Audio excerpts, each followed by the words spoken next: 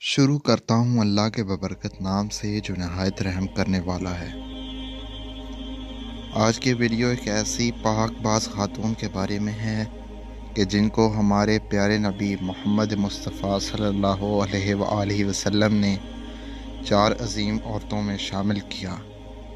وہ 4 عظیم ہستیاں حضرت خدیجہ سلام اللہ علیہ، حضرت فاطمہ سلام اللہ علیہ، حضرت مریم سلام اللہ علیہ اور حضرت آسیہ سلام اللہ علیہ ہیں۔ آئیے بات شروع کرتے ہیں فرعون کی شادی سے۔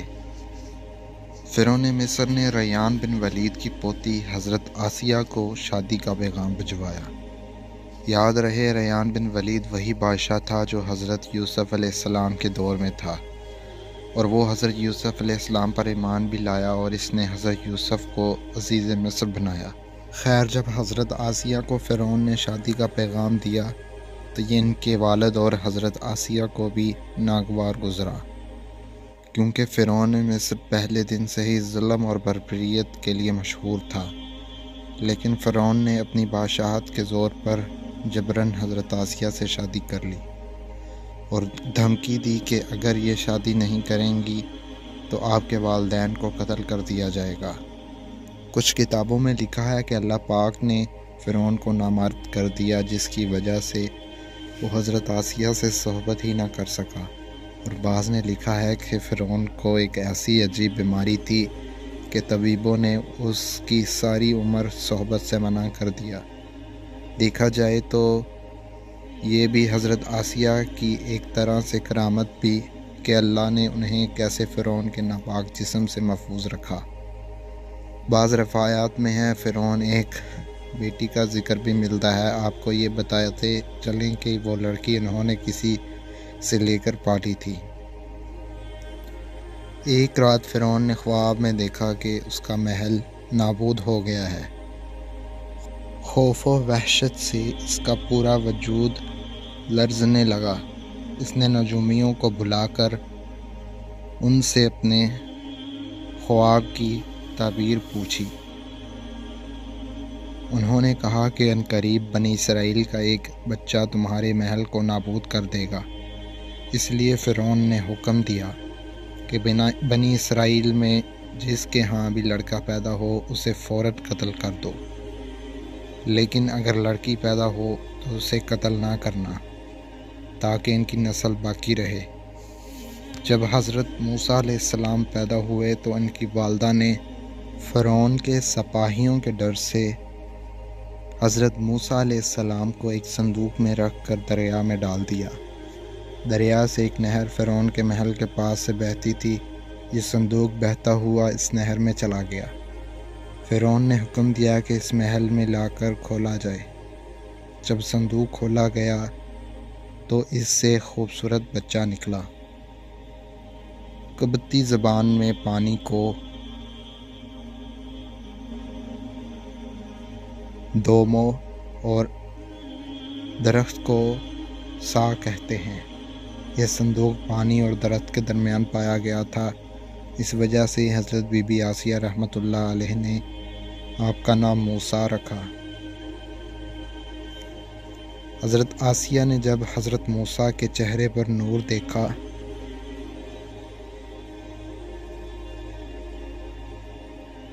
تو انہوں نے حضرت موسیٰ کو اپنا بیٹا بنا لیا اور فرعون سے کہنے لگیں، ترجمہ: یہ بچہ میری اور تیری آنکھوں کی ٹھنڈک ہے، اسے قتل نہ کرو۔ لیکن نامرد فرعون کہنے لگا، اسے تم رکھ لو، مجھے اس کی کوئی حاجت نہیں۔ حضرت محمد صلی اللہ علیہ وآلہ وسلم نے فرمایا کہ اگر آسیہ کی طرح فرعون بھی اس بات کا اقرار کرتا کہ یہ بچہ اس کی آنکھوں کی ٹھنڈک ہے تو ضرور اللہ پاک اسے ہدایت عطا فرما دیتا، جیسے حضرت آسیہ کو عطا فرمائی۔ حضرت آسیہ سلام اللہ علیہ کو اللہ پاک نے قرآن میں عورتوں کے لیے نمونہ بھی قرار دیا ہے۔ حضرت آسیہ شادی کے پہلے دن ہی سے فرعون کے ظالمانہ اور کافرانہ اقدامات کے خلاف پہاڑ بن کر کھڑی رہیں۔ جب حضرت موسیٰ نے اعلان نبوت کیا اور جب محل میں جادوگروں سے مقابلہ کیا تو یہ دیکھ کر حضرت آسیہ حضرت موسیٰ پر ایمان لے آئیں۔ ایمان لانے کے بعد کافی دنوں تک انہوں نے اس بات کا فرعون سے چھپائے رکھا، اور لیکن جب فرعون نے خدائی کا دعویٰ کیا اور لوگوں سے خود کو سجدہ کروانے لگا تو پھر حضرت آسیہ کھل کر میدان میں آ گئیں اور فرعون کے اس عمل کے سختی مخالفت کی۔ جیسے ہی فرعون کو پتہ چلا کہ میری بیوی بھی موسیٰ کے خدا پر ایمان لا چکی ہے تو اس نے حضرت آسیہ پر بھی ظلم ڈھانا شروع کر دیا۔ روز دن اور رات کو ان کو مختلف اذیتیں دینے لگا۔ فرعون جیسا کافر شوہر بھی ان کے ایمان کو متزلزل نہ کر سکا، لیکن فرعون نے بہت زیادہ کوششیں کی تاکہ کسی نہ کسی طرح انہیں راہ راست سے منحرف کر دے، لیکن وہ ایسا نہ کر سکا، اور حضرت آسیہ بھی ان کی تمام کوششوں کو ناکام بنا کر صرف خدائے واحد کی عبادت میں مصروف رہیں۔ حضرت موسیٰ علیہ السلام کے چاہنے والے فرعون کے سپاہیوں کے ہاتھوں ظلم و ستم کے بھیٹ چڑھ رہے تھے اور انہیں بے دردی کے ساتھ قتل کیا جا رہا تھا، یہاں تک کہ فرعون نے حضرت موسیٰ علیہ السلام پر ایمان لانے والے ایک شخص کو، جسے قرآن کریم نے مومن آل فرعون کے نام سے یاد کیا، بڑی ہی بے دردی سے قتل کر دیا، جس کے بعد حضرت آسیہ کے صبر کا پیمانہ چھلک اٹھا اور کھلم کھلا فرعون کی مخالفت کرنے لگیں۔ فرعون میں غیظ و غضب کی آگ بھڑک اٹھی۔ اس نے اپنی زوجہ آسیہ کو بہت ہی دردناک طریقے سے اذیتیں پہنچائیں۔ اس ظالم نے ان پر بڑے بڑے عذاب کیے اور ان کو بہت زیادہ مارا اور زدکوب کیا اور چومیخا کر دیا، یعنی 4 کونٹیوں میں ان کو گاڑ دیا۔